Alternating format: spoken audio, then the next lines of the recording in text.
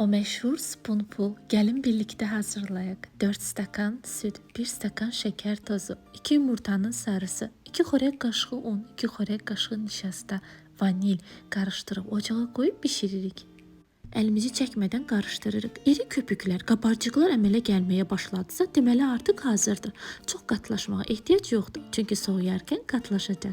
Soyandan sonra üzərinə 1 stəkan qaymaq əlavə edib mikserlə çırpırıq.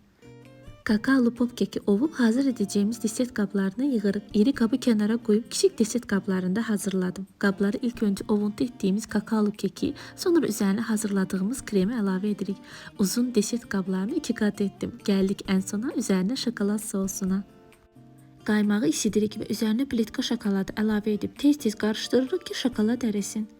Desertlərimizin üzərinə son olaraq şokolad sosunu əlavə edib spoonfulu hazır edirik. Soyuq spoonful çox ləzzətlidir.